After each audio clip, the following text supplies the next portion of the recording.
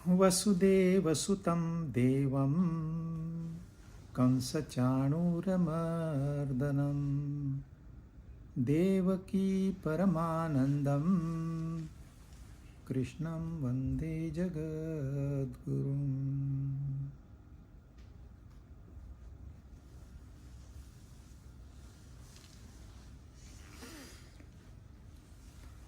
नौवा अध्याय 24 श्लोक हो गए, अभी 25वां करेंगे।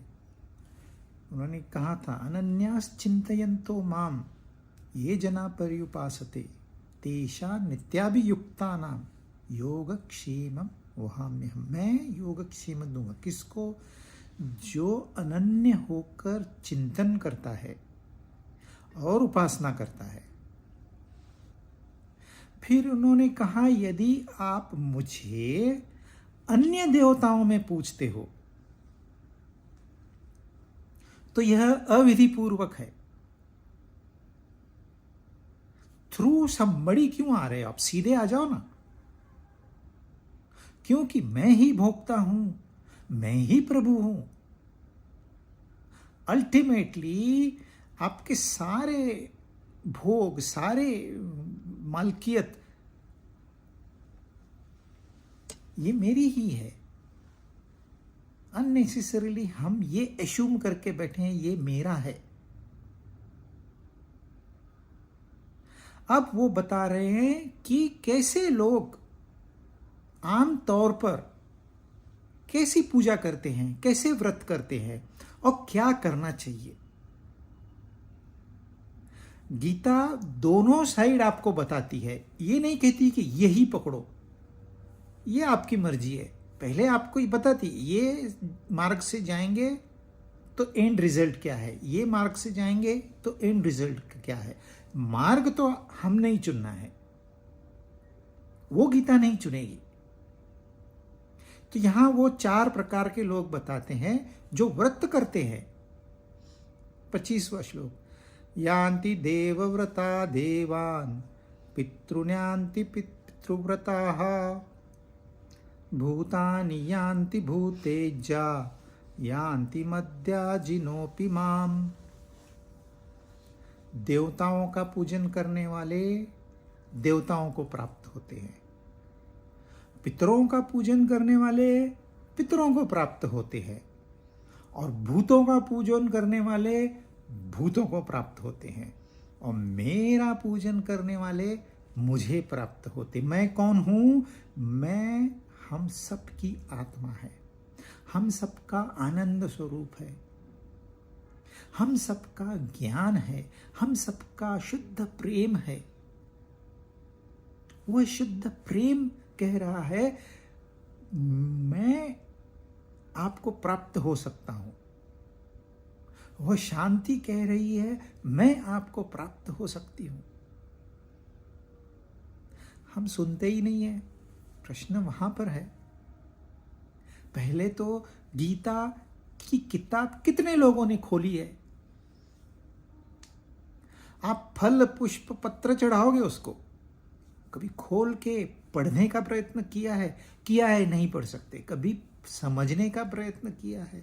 कभी किसी से गाइडेंस लिया है? अभी तो फ्रीली आपके घर में यह गीता उपलब्ध है, फिर भी कितने लोग सुनते हैं फ्री में। अगर व्यास भगवान ने इसकी कीमत लगाई होती तो दुनिया की कोई महंगी से महंगी वस्तु भी इसको कॉम्पेंसेट नहीं कर पाती। ये अमूल्य है, इसका मूल्य नहीं हो सकता।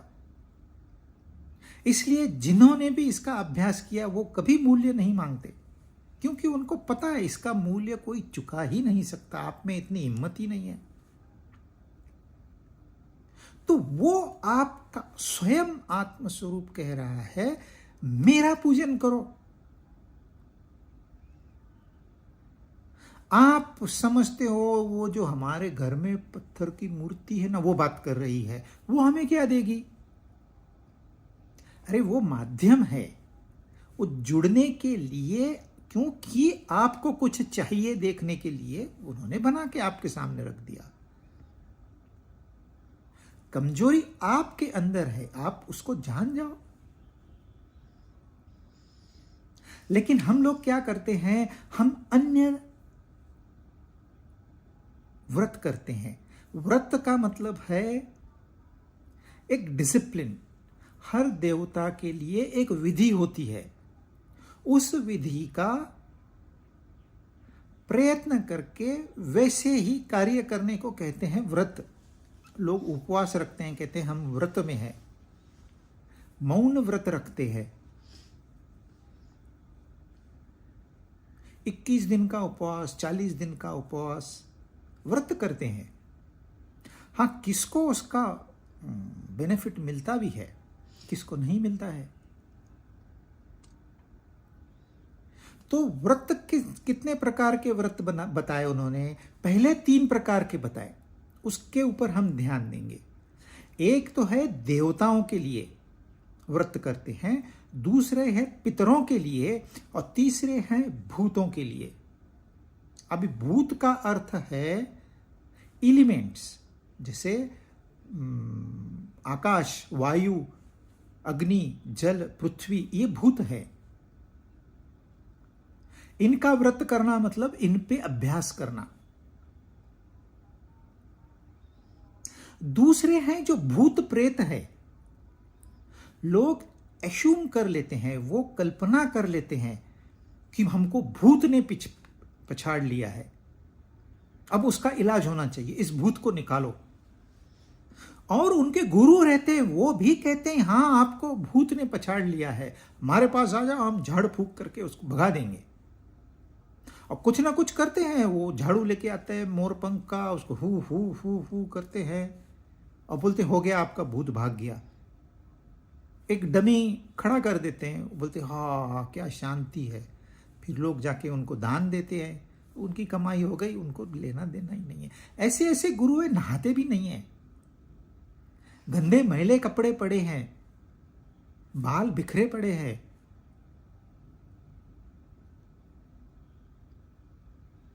अच्छे अच्छे लोग जाते हैं कहीं पर, वो झाड़ फूक करने वालों कहते हैं हमको पुत्र चाहिए, फिर वो झाड़ू रहता है ऐसे, वो खुट खुट खुट खुट करते हैं, बोलते हैं हाँ आपको पुत्र हो जाएगा। कोई कहते हैं हमको धन चाहिए, वो ऐसे झाड़ू से करते हैं, बोलते हैं आपको धन की प्राप्ति हो जाएगी। मेरा दुश्मन है, वो बोलता है खुट खुट खुट, आपका दुश्मन भाग जाएगा। अंधश्रद्धा गीता बता रही है, और ये अब इस जमाने नहीं है, उस जमाने से है। सिर्फ भारत में नहीं है, दुनिया भर में है, अनेक अलग उसके प्रकार है, इतना ही है। मेहनत करनी नहीं है, इसको कहते हैं तामसिक भाव। कोई डिसिप्लिन व्रत कहते हैं, कोई व्रत नहीं करते हैं, इनको फ्री में चाहिए। बस आप जादू टोना कर दो, होना चाहिए। और बस लोगों को ग्राहक अवेलेबल है तो दुकानदार भी आ ही जाता है।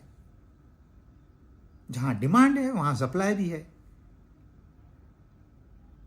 दरअसल में भूत है हमारा पास्ट, जो बीत गया है उसको भूत कहते हैं, भूतकाल। अब हमने भूत में कुछ गलतियां की है, और ऐसी गलतियां की है जो अन्य लोगों को तो पता नहीं, लेकिन हमें तो पता है।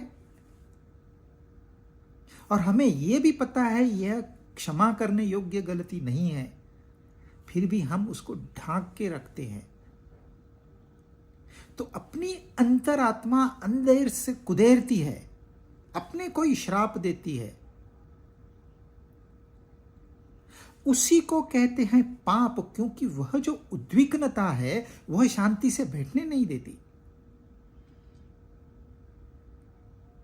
तो लोग जाते हैं भूत ने मुझे पछाड़ लिया। अरे भूत ने नहीं, तू खुद भूत है। अपने आप को ठीक कर, जो गलती की है उसको सुधार, और वहां से सीख ले कि वापस गलती नहीं करूंगा मैं। लेकिन वो मेहनत का काम है, इनको वो नहीं चाहिए। हम गलतियां करें और कोई ना कोई आके जादू टोना करके गलतियों को माफ कर दे, वो होने वाला नहीं है। परंतु वहां लोग है, सदा से मौजूद है, और जब तक यह सृष्टि है तब तक यह तमस रहेगा, अंधकार रहेगा, अज्ञान रहेगा, क्योंकि यह प्रकृति बनी ही 3 गुणों से है, सत्व रजस तमस। तो ये तामसिक लोग हैं, इनको मेहनत नहीं करनी, ऊपर से गलत काम करना है, चोरी करनी है, झूठ बोलना है, दूसरे की निंदा करनी है,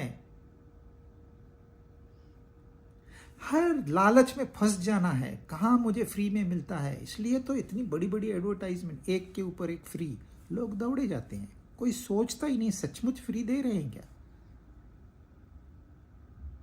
हाँ सोचिए, सचमुच फ्री है तो ले आइए, लेकिन कौन और क्यों। आजकल कोई आशीर्वाद फ्री में नहीं देता है, दक्षिणा तो बोलते हैं, या दक्षिणा की अपेक्षा रख के फिर आशीर्वाद देते हैं। कौन कितनी दक्षिणा देगा, उसके घर में चलो, जो ज्यादा दक्षिणा देगा हम उसके घर में भोजन करेंगे। तो ये पास्ट है, यही हमारे ऊपर बैठा है भूत बनकर, इसको उतार दो।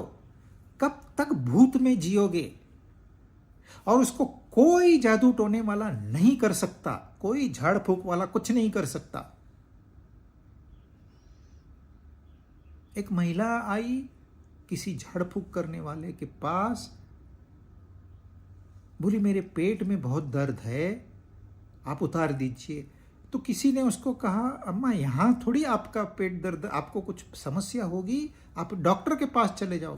डॉक्टर कुछ नहीं करता है, खाली पैसे लेता है, ये मुझे झाड़ फूक करेंगे, मेरा पेट दर्द गर्म हो जाएगा। अब गपर गपर खाया है उसने, गंदा कचरा, बासी सड़ा हुआ खाना खाया है, पेट खराब है, वो झाड़ फूक वाला क्या करेगा।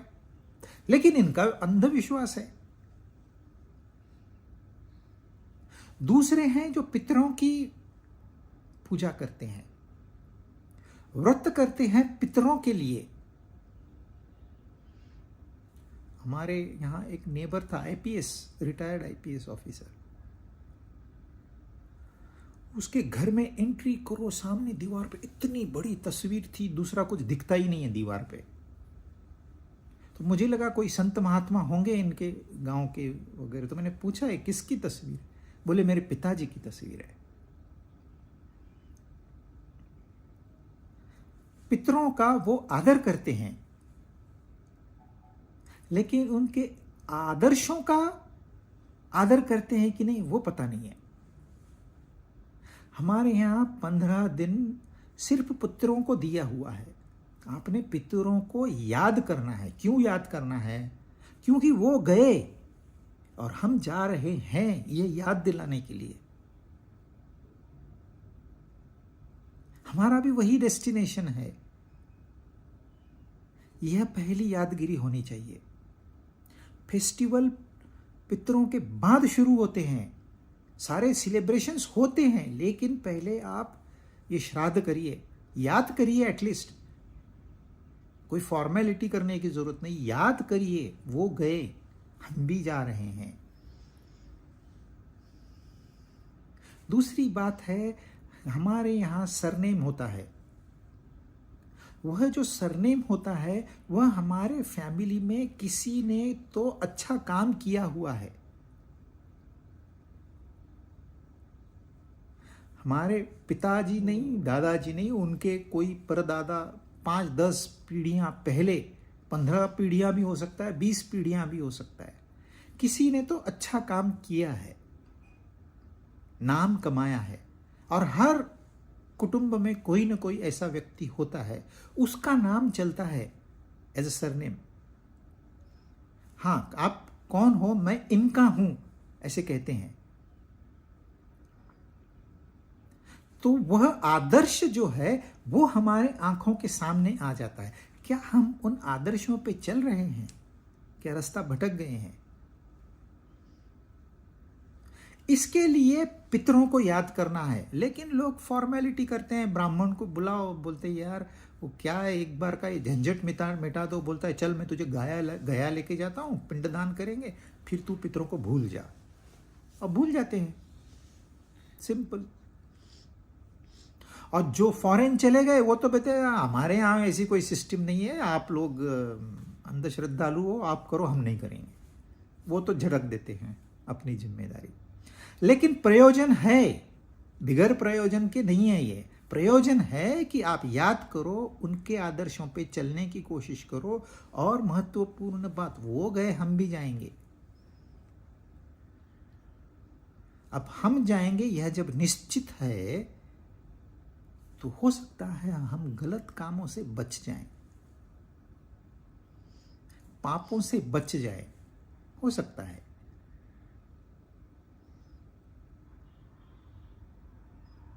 लेकिन हर एक इंसान को लगता है सब जाएंगे, मैं नहीं जाऊंगा। नहीं जाएंगे वो, फिर वो पितरों को याद नहीं करते। क्यों याद करना है? अरे उनके कर्म थे, वो गए, हम थोड़ी जाएंगे। मजा करो यार, कहाँ वो। तीसरे हैं जो देवता, अन्य देवता। कितने देवता है? कई देवता है। और इन देवताओं की निर्मित की गई है कुछ मकसद रख के। जैसे ये पंच महाभूतों का शरीर है, यह संसार सारा पंच महाभूतों का बना हुआ है। हमारी मन बुद्धि भी पंच महाभूतों की बनी हुई है। वो लोग पूछते हैं कैसे निर्मित हुई? तो पहले निर्मित हुई आकाश की। फर्स्ट इन क्रिएशन स्पेस, क्योंकि स्पेस सबसे सूक्ष्म है। कैसे पता? क्योंकि स्पेस का, आकाश का एक गुण है, वो है ध्वनि। और वही है हमारे कान का विषय। उस आकाश के गुण से जुड़ा हुआ हमारा कान है, क्योंकि शब्द हमारे कान में आता है, तब हम जानते हैं कि हां। तो कान की देवता हो गई आकाश।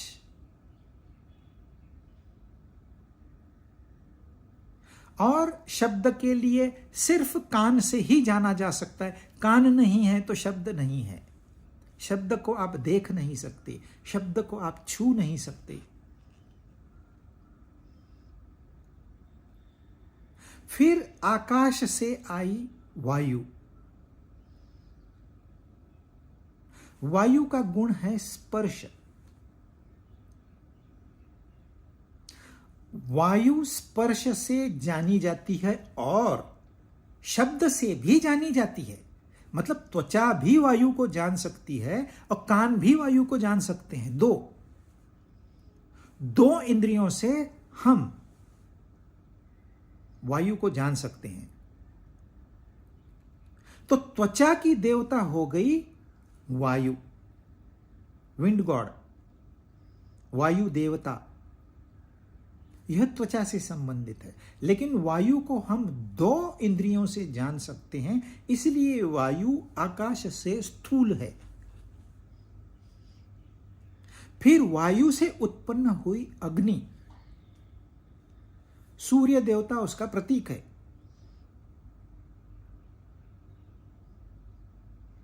और अग्नि का हम रूप से जान सकते हैं। अग्नि का गुण है रूप,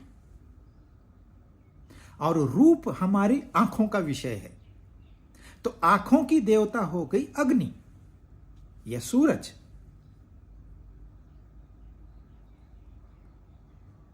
अग्नि से उत्पन्न हुआ जल।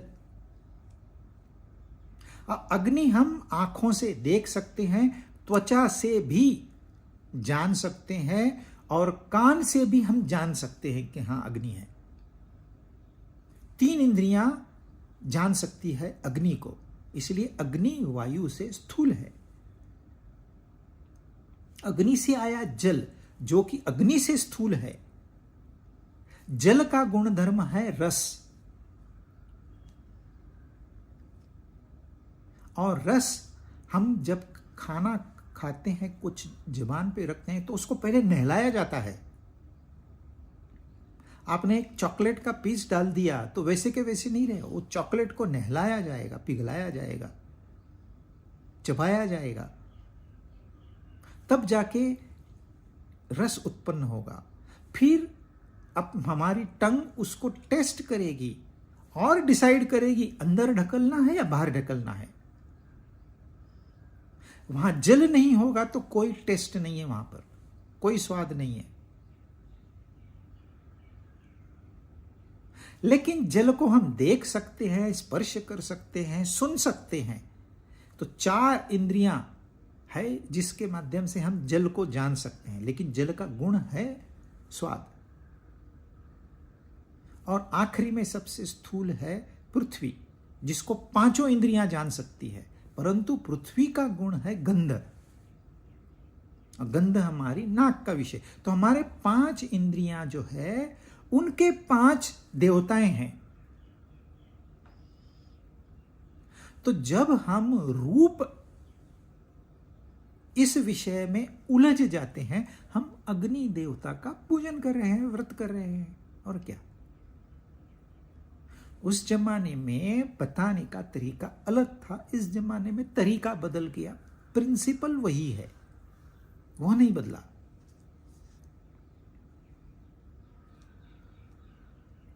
स्वाद, आधी इंडस्ट्री स्वाद पे चलती है। आप कहीं भी जाओ, आप किसी भी शहर में जाओ, हजारों रेस्टोरेंट्स मिल जाएंगे और हर एक कहता है हम दूसरे से अलग है, भिन्न है, हमारे पास एक बार तो आइए। स्वाद, सिर्फ स्वाद कितना अट्रैक्शन देता है। तो कुछ नहीं, ये जल देवता के पुजारी हैं, स्वाद के पुजारी है। ये अन्य देवता है, मूल देवता नहीं है। तो ये हो गए इंद्रियों से जुड़े हुए देवता। फिर ब्रह्मा है, विष्णु है, महेश है। धन चाहिए, लक्ष्मी है। ज्ञान चाहिए, सरस्वती है। सक्सेस चाहिए, गणेश भगवान है। हम वो प्रतीकात्मक है, लेकिन हम सक्सेस के लिए गणपति की ही आराधना करते हैं। सक्सेस के लिए क्या चाहिए आपको? पहले सुनना है, फिर सोचना है,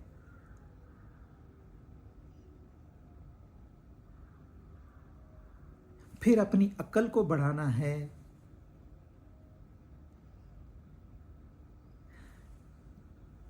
वहां उन्होंने ये सारी क्रिया को एक गणेश भगवान में समाहित कर दिया कि आप कैसे सक्सेस को पा सकते हो।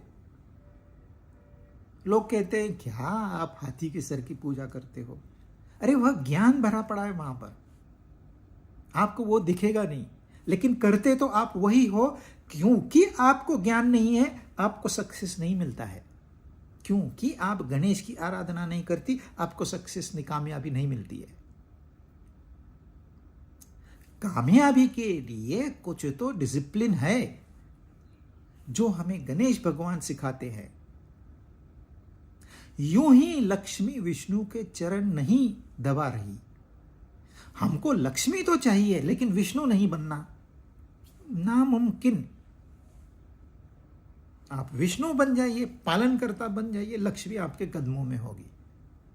एक ही लक्ष्मी थोड़ी है, उसके अनेक रूप है। हमको विष्णु नहीं बनना, विष्णु की पत्नी चाहिए।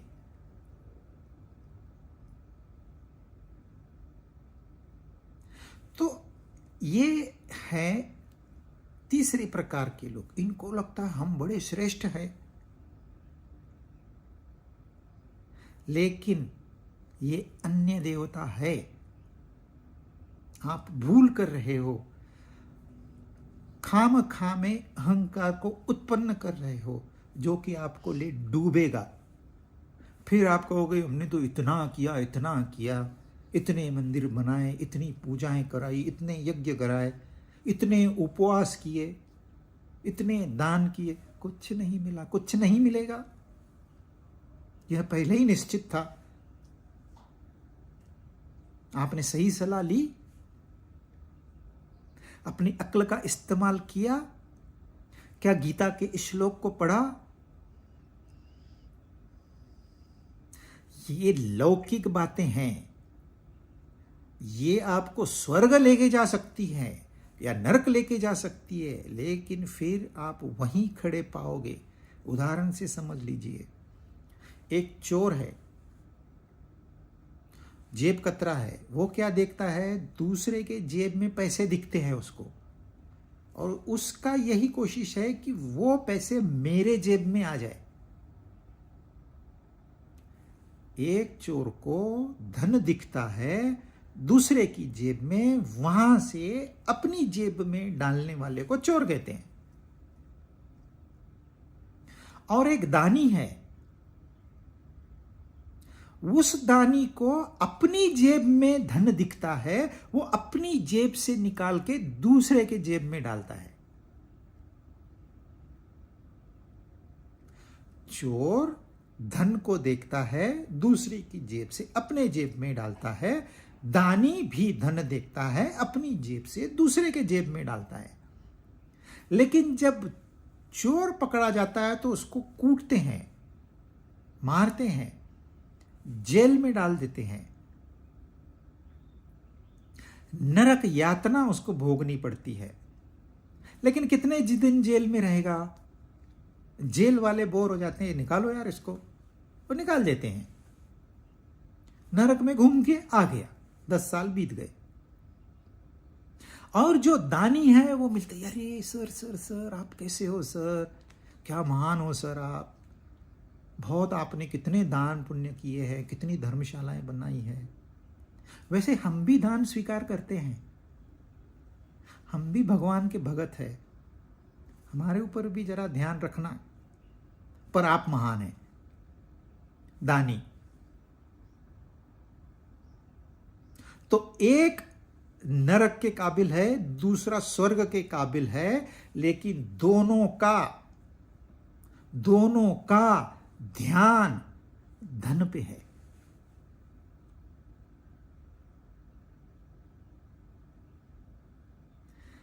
एक जाएगा नरक में और वापस आएगा, दूसरा जाएगा स्वर्ग में। क्षीणे पुण्ये मर्तलोकम विशंति, पुण्य क्षीण हो गए, फिर से यहां आ जाएगा।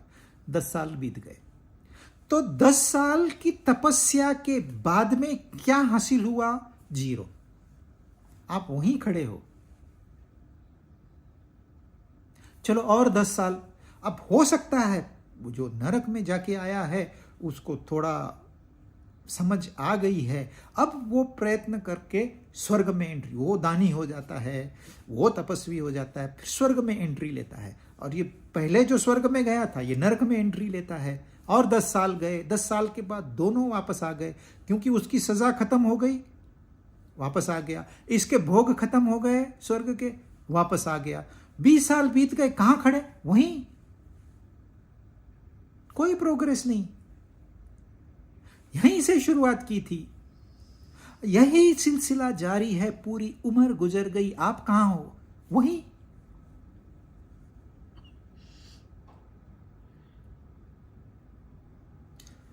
एक पुण्य कमाता है, खर्च करता है, वापस बैलेंस 0।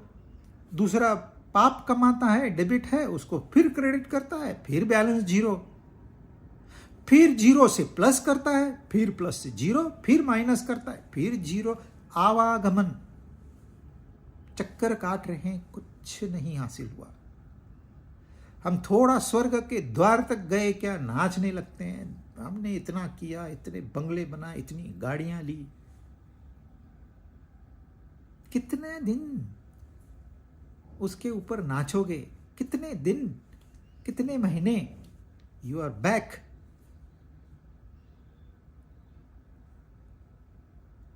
यान्ति देवव्रता देवान, आप देवता चाहते हैं, आपको देवता प्राप्त हो जाएंगे। पितर चाहते हैं, पितर प्राप्त हो जाएंगे। भूत चाहते हैं, भूत प्राप्त हो जाएंगे। जिम्मेदारी आपकी है, मैंने आपको स्वतंत्रता दे रखी है। 4 चॉइस है, चौथा चॉइस किसी के ध्यान में ही नहीं है। सब तीन में उलझे पड़े हैं, एक दूसरे को नीचा दिखाते हैं। देखो वो तामसिक लोग पूजा करते हैं, ये राजसिक है, ये सात्विक है।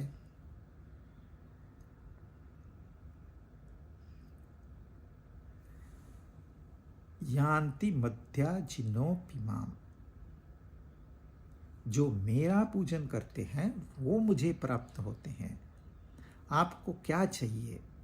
शुद्ध प्रेम चाहिए तो शुद्ध प्रेम मिलेगा, आनंद चाहिए तो आनंद मिलेगा। आप कहते हो मुझे धन चाहिए तो आनंद नहीं मिलेगा, धन ही मिलेगा।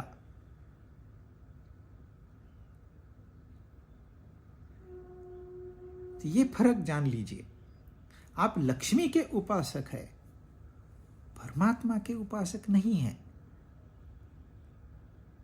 आप ब्रह्मा के उपासक है, आप सरस्वती के उपासक है, आप लक्ष्मी के उपासक है, आप शिव के उपासक, आप परमात्मा के उपासक नहीं है। बहुत है तो छोटी सी बात, लेकिन यहां उतर जाए तो।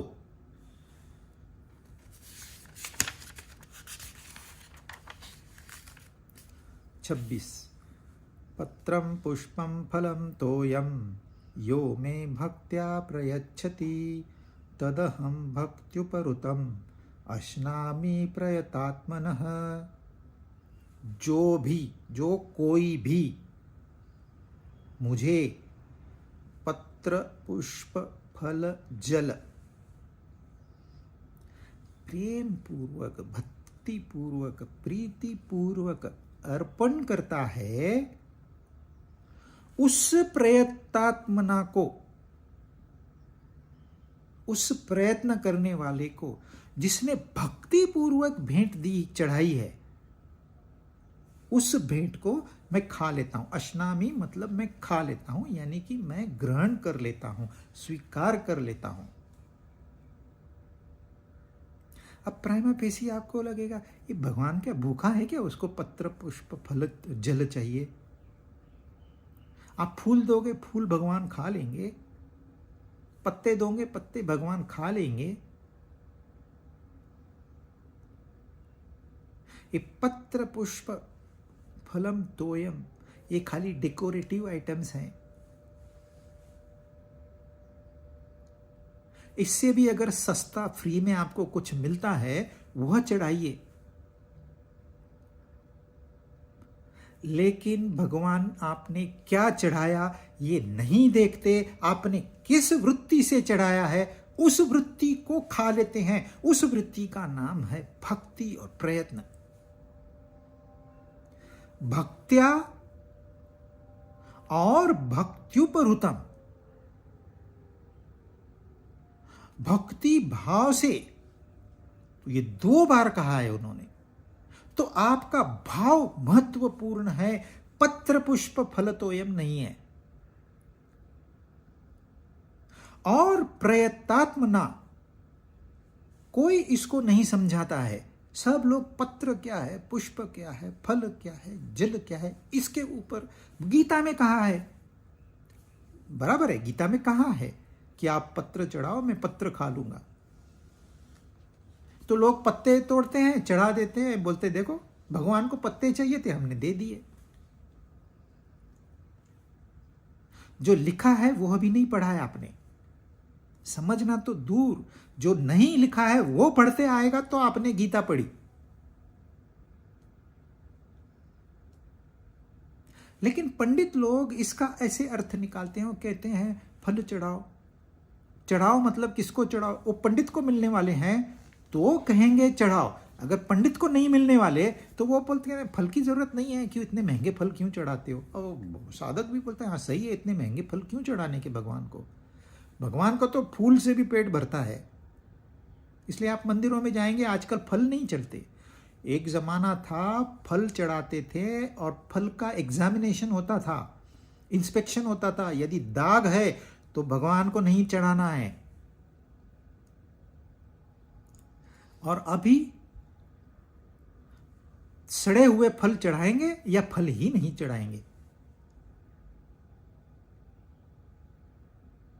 वो दोनों में फल मिलते ही नहीं है, खाली फूल और पत्ते होते हैं। अच्छा, इनके पास मिनरल वाटर है, जल चढ़ाओ भाई। वो मिनरल वाटर नहीं चढ़ाएंगे, वो बोलते हैं वहाँ नलके से बढ़ के चढ़ाओ। 20 रुपए की बॉटल है, क्यों ख़त्म करें? भगवान को क्यों चाहिए मिनरल वाटर? वो तो नल का पानी भी पी लेते हैं, सब उनका ही तो है। अरे सब उनका है, उनको क्यों चाहिए? उन्होंने आपको दिया है किसी पर्पस के लिए। उनका यह कहना है आपके पास और कोई काबिलियत नहीं है, इतना तो करो, मुफ्त का माल तो चढ़ाओ, मैंने तुम्हें दिया है ये मुबलक। लेकिन देखो हमारे पुराणों में इसका अर्थ कैसे लिया है।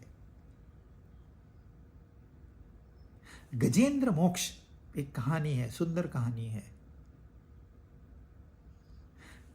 संक्षिप्त में, एक गजेंद्र यानी हाथी का पैर एक मगरमच्छ ने पकड़ लिया, जकड़ लिया, उसको बांध लिया, जैसे हम लोगों को इस संसार ने जकड़ लिया है।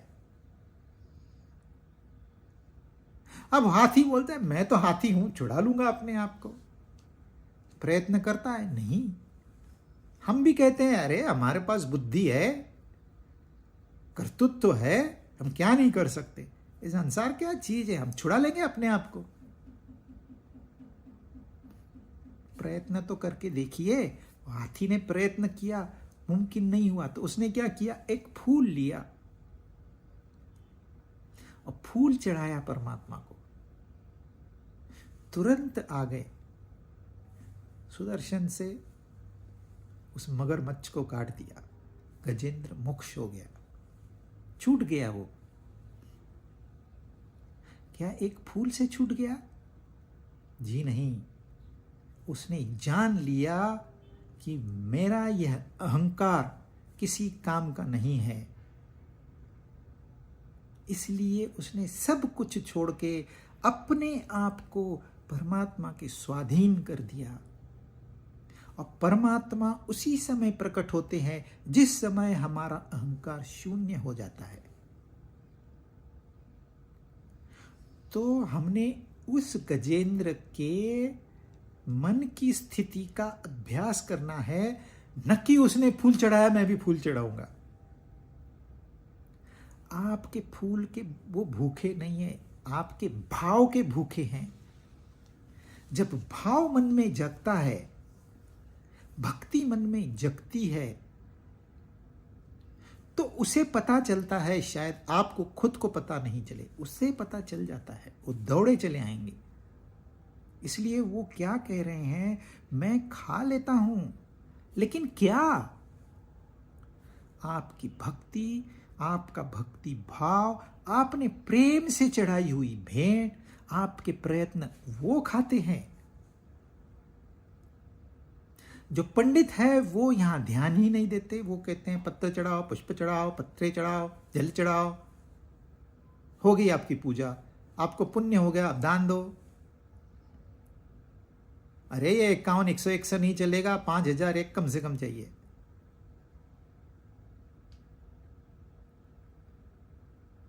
आपकी भेंट वस्तु जो कि मुफ्त की है, हमने भगवान तक पहुंचा दी, आपने पुण्य कमा लिया।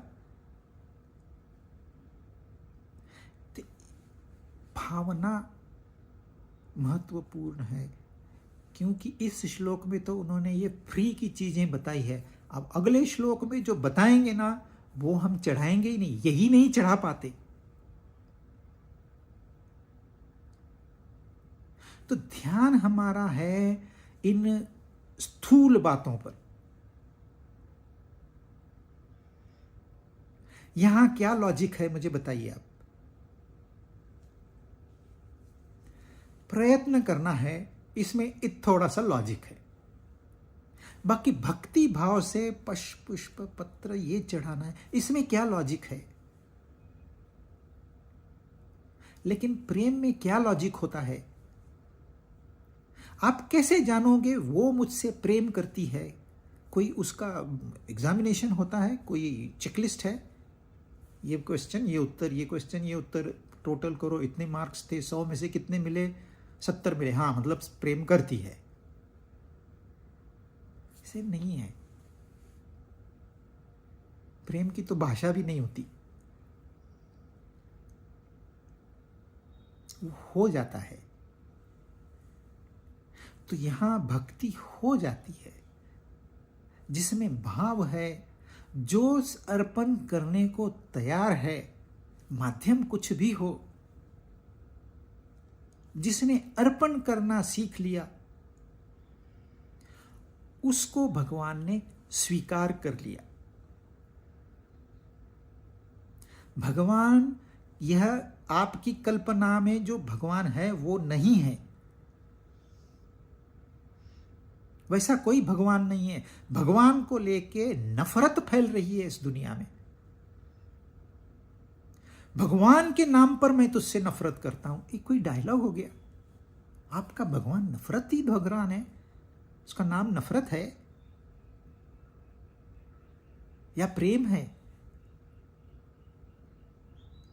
भगवान मतलब शुद्ध प्रेम, जिसमें एक रत्ती भर भी स्वार्थ नहीं है, ऐसा प्रेम, ऐसी भक्ति, ऐसा समर्पण, वो भगवान है। आपने जो इमेज बना के रखी है, खाने वाला भगवान, पीने वाला भगवान, जिनको पैसे चढ़ाओ वो भगवान, ये भगवान नहीं है। लोग गलत सलत काम करके पैसा कमाते, फिर जाके भगवान को चढ़ा के आते हैं, बोलते हैं पाप किया था, थोड़ा पुण्य किया, भगवान करप्ट है आपका?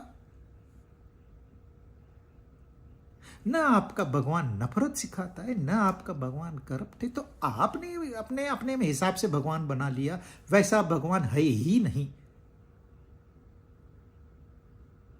यह काल्पनिक है, इससे आपका थोड़ी देर मनोरंजन होगा और कुछ नहीं। तो भगवान को आपके पत्र पुष्प में कोई दिलचस्पी नहीं है, आप में ही दिलचस्पी नहीं है। जो हमने ईगो बना के रखा है ना, मैं, उसमें उसको कोई दिलचस्पी नहीं है। जो वहां एक आत्मा छुपी पड़ी है, उसमें भगवान को इंटरेस्ट है। जरा आप अपने अंदर झांक के देखेंगे तो उसे प्रसन्नता मिलेगी।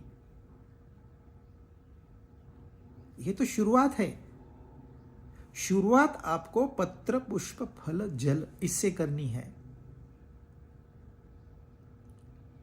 यह होने के बाद फिर आपको क्या करना है?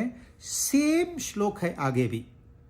अब उन्हें पत्र पुष्प फल तोयम निकाल के दूसरी कुछ चीजें डाल दी है। 27वां श्लोक, यत् करोषि यदश्नासि यज्जुहोषि ददासि यत् तपस्यसि कौन्तेय तत्कुरुष्व मदर्पणम। अभी मुझे अर्पण कर। क्या अर्पण कर? तू जो कुछ करता है, जो कुछ करता है वो मुझे अर्पण कर। जो कुछ तू ग्रहण करता है, भोजन करता है, अश्नासी यानी कि खाता है, वो मुझे अर्पण कर। जो तू आहुति देता है यज्ञ में, वो मुझे अर्पण कर। जो तू दान देता है, वो मुझे अर्पण कर। जो तू तप करता है, वो मुझे अर्पण कर। अब भाषा बदल दी। पहले क्या क्या? पत्रम पुष्पम फलम तोयम।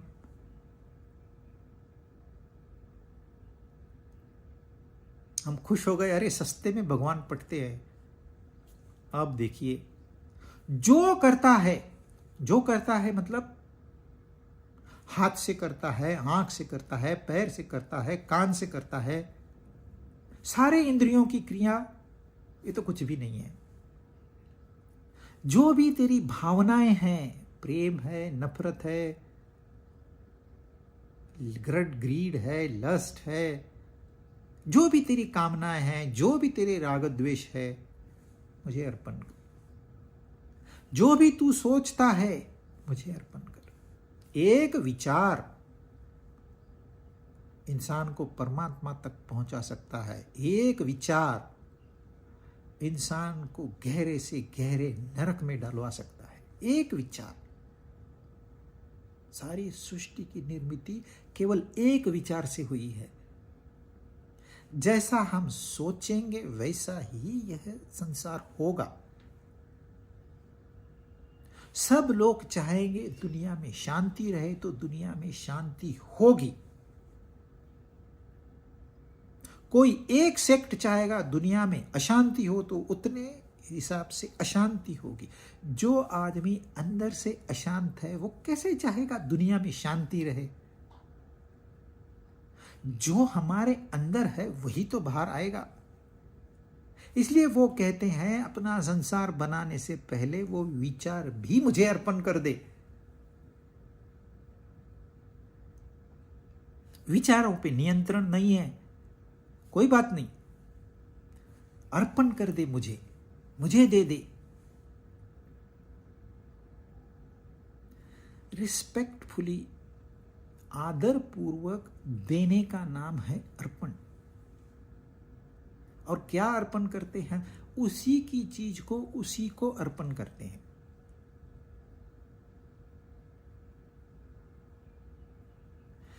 देखिए, मैंने आपके पास आया, मैंने बोला मेरा काम है, मुझे 10 लाख रुपए चाहिए, आपने तुरंत निकाल के दिए 10 लाख रुपए। मैं गया, 8 दिन हो गए, 10 दिन हो गए, 20 दिन हो गए, महीना, 2 महीना, 3 महीना, फिर मेरे पास 10 लाख जमा हो गए।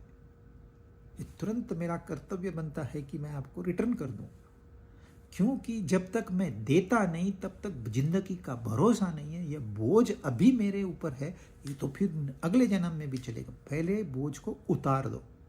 तो मैं 10 लाख लेके आपके पास आया, भाई थैंक यू वेरी मच, ये लीजिए आपके 10 लाख वापस। पैसे आपके हैं, मैंने खाली लौटाए हैं, लेकिन मुझे जो प्रसन्नता प्राप्त हुई है इस लौटाने से, उस प्रसन्नता का नाम है अर्पण। क्या किया मैंने? आप ही की वस्तु आप ही को लौटा दी, लेकिन मुझे प्रसन्नता प्राप्त होगी। सो जो देने से प्रसन्नता मिले तो उसको कहते हैं अर्पण। हमने विचार किए, हमने कृति की, हमने पुण्य कर्म किए, सारे के सारे अर्पण कर दीजिए आप। कोई पुण्य मैंने नहीं किया, कोई कार्य मैंने नहीं किया, क्यों? एक बार अर्पण हो गया, आपका वो है ही नहीं। मैं गया ऑफिस, बहुत सारा काम किया, घर में वापस आ गया, तो मैं कहता हूं मैंने किया? नहीं, मैंने अर्पण कर दिया। तो मैंने क्या किया? मैंने कुछ नहीं किया, जो दे दिया, वो जिसका था उसको दे दिया। मैं खाली हूं, मैं फ्री हूं, मैं मुक्त हूं। मुक्ति कोई आसमान से नहीं टपकेगी। मैंने खाली अर्पण कर दिए मेरी सारी कृतियां। अब मेरी है ही नहीं वो। जब मेरी है नहीं तो मैं कुछ कह ही नहीं सकता मैंने ये किया, मैंने वो किया। वो है ही नहीं, वो तो चली गई। पर मुझे मुक्ति देके गई, प्रसन्नता देके गई, और यही तो चाहिए हमें, और क्या चाहिए? यत अश्नासी, जो भी तू भोजन करता है मुझे अर्पण कर। भोजन इतना बड़ा विषय है इस संसार में। जब हम घूमते हैं बाहर देशों में या दूसरे शहरों में तो पता चलता है कितने रेस्टोरेंट्स है, कितना बड़ा बिजनेस है ये। खाली खाना किसके लिए? टेस्ट के लिए। टेस्ट यानी स्वाद के लिए। स्वाद के लिए कौन सा इंद्रिय है? एक छोटा सा इंद्रिय है। इस इंद्रिय के लिए दाल चावल खा लिए हो जाता है काम, लेकिन कोई नहीं खाएगा। सब्जी रोटी खा ली हो जाता है काम, पर स्वाद, और एक ही बहुत बढ़िया स्वाद है, वही स्वाद हमको रोज नहीं चाहिए। एक इंसान एक साल में 7 प्राणियों को खा जाता है, छोटे बड़े। एक इंसान 1 साल 7 प्राणियों को, कभी मुर्गी होगी, कभी बकरा होगा, कभी बैल होगा, कभी सूअर होगा, कभी सांप होगा, कभी बिच्छू होगा, खा लेता है स्वाद के लिए। जिसके पास इंसानियत है वो नहीं खाएगा। पर एवरेज बता रहा हूं, मतलब अगर आधे नहीं खाने वाले हैं तो फिर 14 हो गए उसके हिस्से में। स्वाद के लिए भोजन, और खाली ये तो जबान का स्वाद हो गया, अरे हमारे कान का भी तो भोजन है। कितने घंटे सुनते हैं स्पीकर लगा के, आप हिसाब करिए, कभी कैलकुलेट करिए कितने घंटे सुनने में गए। कॉल करते हैं कम से कम 1 घंटा गया। अच्छा क्या हुआ, आपने 1 घंटे में क्या बात की? नहीं, ऐसे ही टाइम पास। और फिर बोलते हैं हमारे पास टाइम नहीं है। सत्संग सुना, अरे आजकल टाइम ही नहीं मिलता है, कैसे निकल जाता है पता ही नहीं चलता। कानों का भोजन चल रहा है, आंखों का भोजन चल रहा है, नाक का भोजन चल रहा है, त्वचा का भोजन चल रहा है, उसमें कोई रुकावट नहीं है। उसके लिए तो बहुत टाइम है, पर सत्संग सुना और उसके लिए टाइम ही नहीं है। आपको टाइम नहीं है ना, उसको भी टाइम नहीं है। ध्यान में रखना, what you sow so shall you reap. जो आप अर्पण करोगे ना वह आपको मिलेगा। यह नियम वो क्यों कह रहे हैं अर्पण कर, अपने स्वार्थ के लिए नहीं कह रहे हैं। एक दाना डालो 100 दाने मिल जाएंगे आपको। एक पेड़ लगाओ, उसको पालन पोषण करके बड़ा करो और फल खाते रहो जिंदगी भर। ये कह रहे हैं मुझे तू बीज डाल, मुझे तू दाना डाल। वो अपने लिए नहीं कह रहे, हमारे लिए कह रहे हैं। जो हम देंगे वही हमें लौट के मिलेगा। आप एक वस्तु अपनी छोटी सी परमात्मा को अर्पण करिए, वैसी ही बड़ी वस्तु वो आपको दे देंगे। आप नेचर में ऑब्जर्व करना।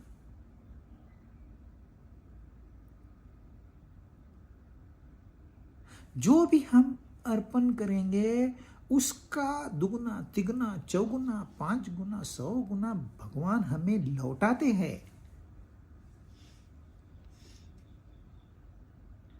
यहां जो भी कुछ करता है, मैं चोरी करूंगा, मैं झूठ बोलूंगा, मैं फंसाऊंगा, चीटिंग करूंगा लोगों को और अर्पण कर दूंगा, हाँ बिल्कुल, यू आर फ्री। देखिए स्वतंत्रता हर एक को है। उन्होंने आपका स्वातंत्र अपने पास नहीं रखा है, वो स्वातंत्र आपको दिया है, लेकिन यही चीज 10 गुना आपको मिल जाएगी। आप एक को चीट करो, 10 लोग आपको चीट करेंगे। यहां किसी ने चिट फंड चालू किया, बहुत सारे पैसे इकट्ठे किए। पैसे का क्या करना है, तो जाके एक सोने की शर्ट बनाई उसने,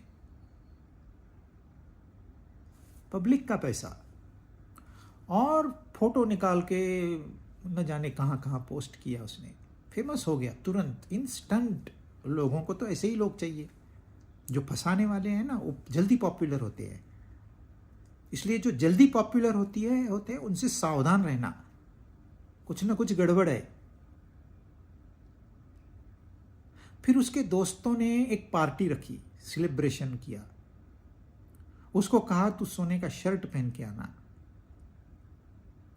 वो सोने का शर्ट पहन के आया, पार्टी में आया, वापस घर नहीं लौटा। न वो लौटा, न उसका सोने का शर्ट लौटा। उसने यही किया ना, मैं गलत काम करूंगा, भगवान को अर्पण कर दूंगा, भगवान जाने वो गलत काम जाने, तो वही आपको लौट के आ गया। तो आप कौन से कर्म करते हैं, यह स्वतंत्रता आपको है, वो अपने पास रखिए। अहंकार बढ़ेगा, आप परमात्मा से दूर चले जाओगे। कैसे मालूम पड़ेगा? दुखों में बढ़ोतरी होगी। दुखों में बढ़ोतरी होने का मतलब है हम परमात्मा से दूर आ गए। दुखों का कम होना, सुखों का बढ़ना, मतलब हम परमात्मा से नजदीक आ गए, परमात्मा के नजदीक आ गए। तो हम कभी नजदीक आते हैं, कभी दूर जाते हैं, कभी सुख है, कभी दुख है। इसको कहते हैं आवागमन। सुख दुख के चक्कर में थोड़ा इधर थोड़ा इधर, थोड़ा इधर, तो लाइक अ पेंडुलम। स्थिरता नहीं है। जहां स्थिरता है वहां वो है। तो अर्पण करना है, किसके लिए अर्पण करना है? उसके लिए नहीं, अपने लिए अर्पण करना है। छूट जाओ।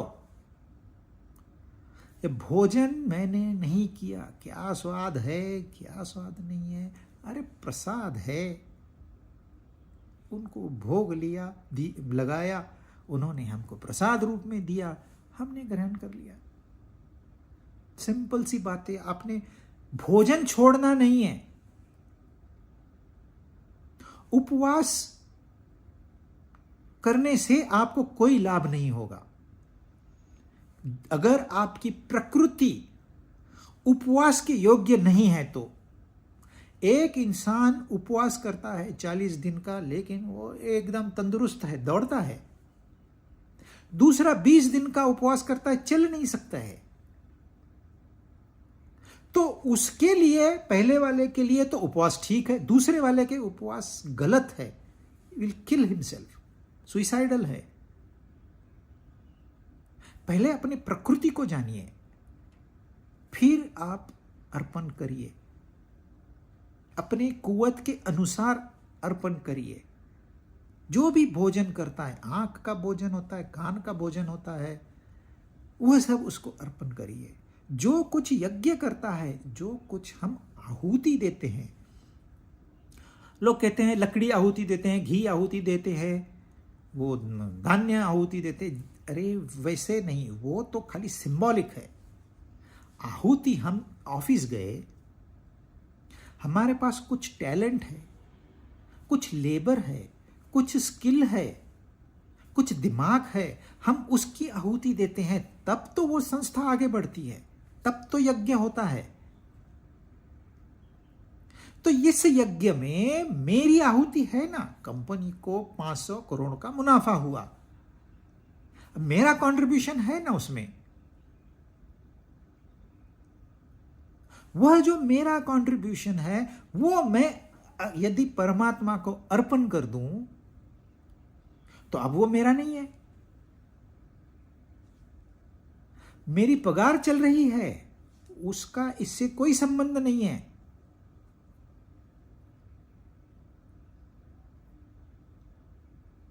लेकिन मेरी आहुति है, उससे मेरा अहंकार बढ़ सकता है। मेरी वजह से कंपनी को इतना मुनाफा हुआ और मुझे इंक्रीमेंट नहीं दिया, मुझे प्रमोशन नहीं दिया, मैं देख लूंगा इस मैनेजर को, मैं रेजिग्नेशन दे दूंगा। क्यों फ्रस्ट्रेट हो रहा है? तुझे रेजिग्नेशन देना है, तू रेजिग्नेशन दे, निकल जा। तेरे योग्य नहीं है ये कंपनी, दूसरी कंपनी आप तुमको योग्य मिल जाएगी, चला जा। तो जो भी आहुति देता है, तू मुझे अर्पण कर, तू छूट जा। जो भी दान देता है, दान हमने अभी चर्चा की, जो भी दान देता है मुझे अर्पण कर दे, ताकि तुझे यह अहंकार न हो कि मैं दान देता हूं। जो भी तप करता है, तप होता है इंद्रियों का दमन। इंद्रियों पे हमने जानबूझकर काबू करना है, क्योंकि हमारा उद्देश्य इंद्रियों से बहुत बड़ा है। मैं तप करता हूं, तू राक्षस है क्या? वो उनके जैसा दान कर दे, तप को भी अर्पण कर दे। तो ये सारी चीजों को अर्पण करना है, लेकिन क्या मतलब है उसके अंदर, इसका विचार थोड़ा सा गहन जाके हम अगली बार करेंगे। आज इतना ही।